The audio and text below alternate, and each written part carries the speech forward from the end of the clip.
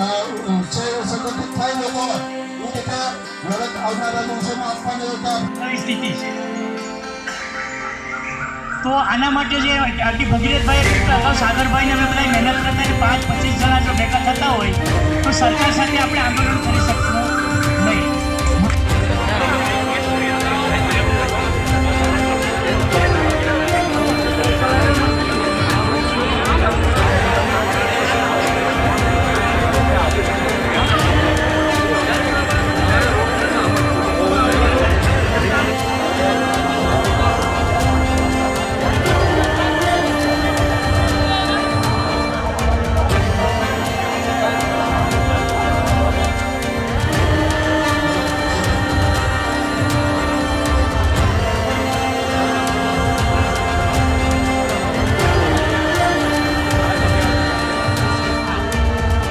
આજે ખેડૂત એકતા સમિતિ દ્વારા જે આ રેલવે લાઇન 2-3 સર્વે થયા, હજી નક્કી નથી કઈ બાજુ સર્વે કરવાનું.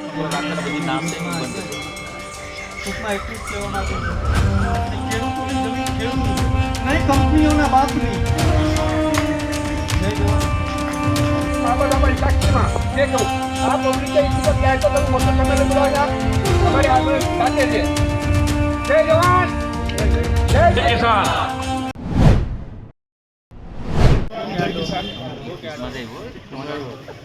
આ વાત ઉપર જે રેલવે લાઈન આવી રહી છે એ ઉપર ખાલી એક જ વાત કહેવાની છે, જો આપણે ભેગા નહીં રહીએ અને પ્રતિપક્ષ કર્યા કરશું ભાજપ કોંગ્રેસ આપ, તો આ જે ભેગા થયા છે એનો કોઈ જ મતલબ નથી થવાનો.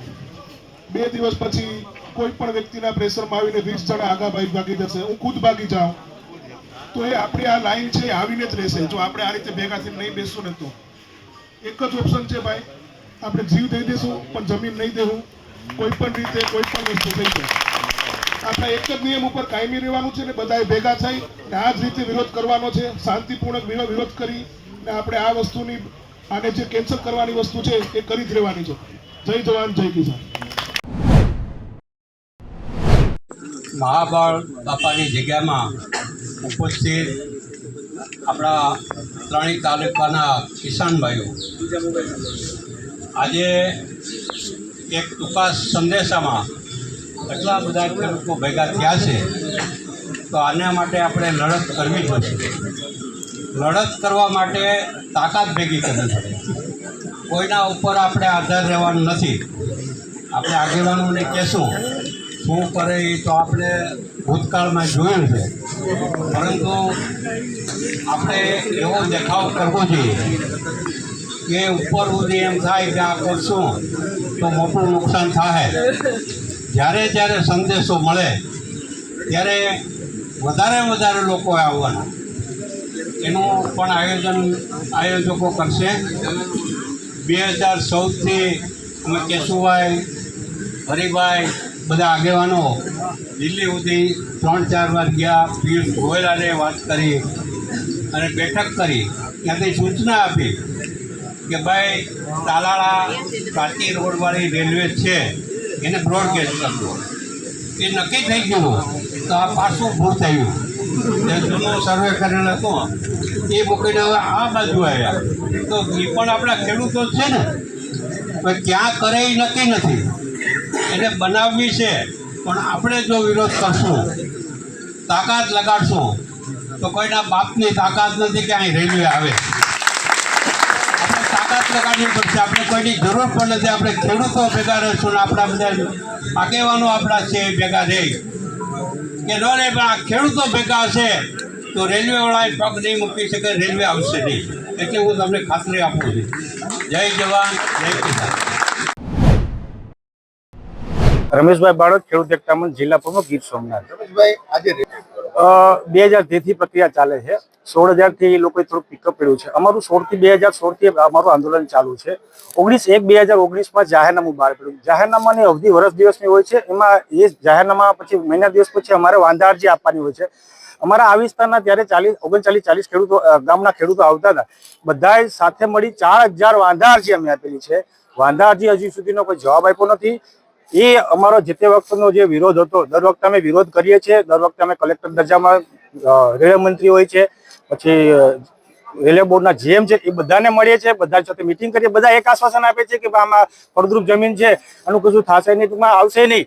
પણ જે 4 કંપની માટે સાપુરજી પાલનજી છે, અંબુજા છે, JCL છે ને મોરા છે, 4 કંપની માટે આ વિસ્તારને અત્યારે તો તમે 40 ગામડા નવા એલિમેન્ટ કરે છે, 40 ગામડા આવી જાય છે, 1500 ખેડૂત એવા છે કે જે ખાતેદાર મટી જાય છે, 4000 ખેડૂત એવા છે કે સીધી લીટીમાં જે અછતગ્રસ્ત થાય છે, એનાથી વધારે થાય છે. ઘણાને પાણી હોય ભરાતું હોય છે, ઘણાના લાઈન બ્રેક થતી હોય છે, ઘણું બધું થાય છે.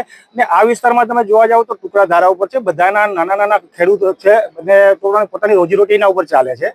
જો આ રેન ઉદ્યોગો માટે જો આવશે તો અમારો તો અત્યારે વિરોધ છે. આજે અમે મહાપરેશ બાપાના સાનિધ્યમાં વડોદરા ઝાલા ગામમાં બધું ખેડૂતો ભેગા થયા, 40 ગામના ખેડૂતો આગેવાનો સાથે મિટિંગ કરી આગળની રણનીતિને કરવાના છે.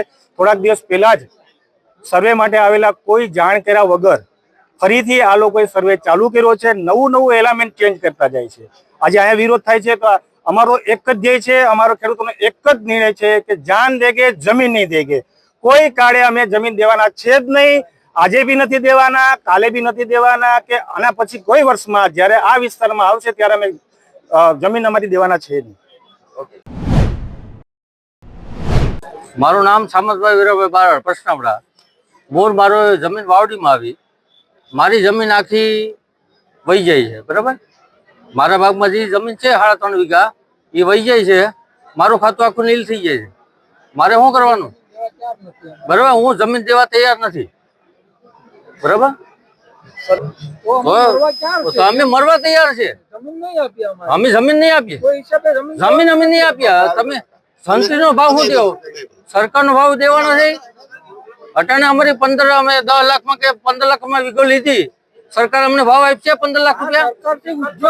હાલો, આ સરકાર છે ને ભાજપ સરકાર અમારી છે જ નહીં, આ ખોટીની સરકાર છે.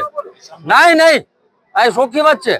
હું જાહેરમાં કહું છું, મારે હું જે કઈ હોય સંતરીના ભાવથી સરકાર અમને પૈસા આપે છે, તો અમારે લાખ રૂપિયાના સર્વે કર્યા હોય તો અમારે શું કરવાનું?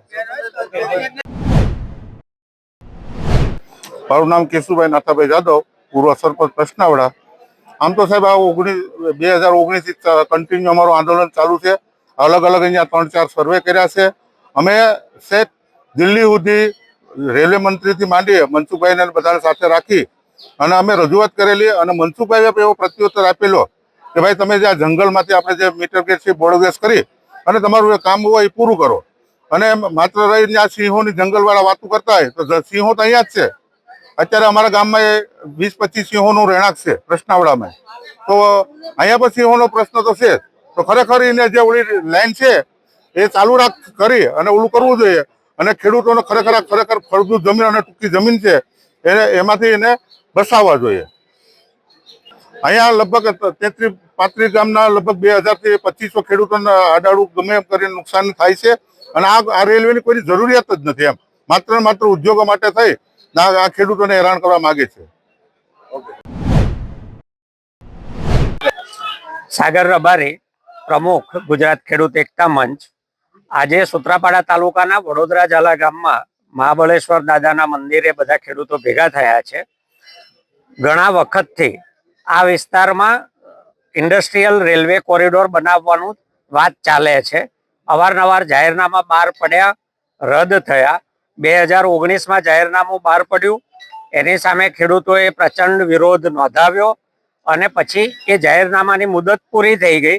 રેલવે તરફથી આગળનું કોઈ કામ કરવામાં આવ્યું નહોતું, એટલે ખેડૂતોએ માન્યું કે કદાચ આ કેન્સલ થઈ છે. હકીકતમાં એવું નહોતું. હમણાં કોઈ પણ પ્રકારનું સર્વેનું જાહેરનામું બહાર પાડ્યા વગર પોલીસના બંદોબસ્ત સાથે રેલવેના માણસો જ્યારે ખેતરોમાં સર્વે કરવા આવ્યા ત્યારે ખેડૂતોને ખબર પડી કે આ લોકો ફરીથી કોઈક નવો સર્વે કરી રહ્યા છે. ખેડૂતોમાં ખૂબ આક્રોશ છે આ મુદ્દાને લઈને. આ વિસ્તારમાં ઇન્ડસ્ટ્રીયલ કે કોઈ પણ પ્રકારની રેલવે લાઈન આવે તો અહીંયા 1500 થી 2000 ખેડૂતો તો આખા રૂટમાં ખેડૂત જ મટી જાય એવી સ્થિતિ છે. અહીંયા નાની જમીન પરંતુ ખૂબ ફળદ્રુપ ઉપજાઉ જમીન છે. આ વિસ્તારના ખેડૂતો પોતાની ખેતી સાથે લાગણીથી જોડાયેલા છે. એ કોઈ પણ ભોગે પોતાની જમીન આપવા માંગતા નથી. અગાઉ ખેડૂતોએ રેલવે વિભાગને 2 રૂટ વિકલ્પ તરીકે આપેલા છે. એમાં જવાને બદલે એ જ રૂટ પર એ લોકો ફરી ફરીને આવે છે અને ફરી ખેડૂતોને હેરાન કરે છે. એ લોકો તલાલા કોડીનારનો એમનો રૂટ બ્રોડગેજ કરે, ત્યાં જાય, ત્યાં બધી જ સગવડ હયાત છે, કોઈ નવું સંપાદન કરવાનું નથી. એને બદલે ખેડૂતોની ઉપજાઉ લીલી નાગેરની ફળદ્રુપ જમીન છીનવવી અને ખેડૂતોને ખાતેદાર મટાડી દેવા એ કોઈ પણ રીતે વિકાસનું કામ અમને લાગતું નથી. આજે ખેડૂતો અહીંયા એકઠા મળ્યા છે. પહેલેથી જ એમનો દ્રઢ નિશ્ચય છે કે કોઈ પણ ભોગે જમીન આપવાની નથી. આ વખતે જાહેરનામું નથી પાડ્યું તો જાહેરનામું બહાર ન પડે એને માટે જ રેલવે વિભાગને લખીશું, રેલવે બોર્ડને મળીશું, કલેક્ટરશ્રીને મળીશું, એસપી સાહેબને પણ મળીને રજૂઆત કરીશું કે ખેડૂતોને સાંભળ્યા વગર કોઈ પણ પ્રકારનો પોલીસ બંદોબસ્ત બારોબાર ફાળવવામાં આવે નહીં. કારણ કે સાંભળ્યા વગર બંદોબસ્ત ફાળવાય, અચાનક એ લોકો ખેતરે આવે અને કાયદો અને વ્યવસ્થાની પરિસ્થિતિ કથળે એવું આ શાંતિપ્રિય ખેડૂતો હરગીજ ઈચ્છતા નથી. મારું નામ ભગીરથસિંહ હિંમતસિંહ ઝાલા, વડોદરા ઝાલાના પ્રતિનિધિ તરીકે કામ કરું છું. અત્યારે અમે અહીંયા વડોદરા ઝાલા ગામમાં મહાબળ બાપાના સાનિધ્યમાં જ્યારે અત્યારે ખેડૂતોને પૂછ્યા વગર તેમના ખેતરની અંદર સંપાદન કરવા માટે જે લોકો આવ્યા હતા એમને અટકાવી અને પછી અમે લોકોએ નિર્ણય કર્યો કે કોઈ સારી એવી જગ્યા પસંદ કરી એટલે અમે મહાબળ બાપાનું સાનિધ્ય પસંદ કરી અને અહીંયા મિટિંગનું આયોજન કર્યું છે.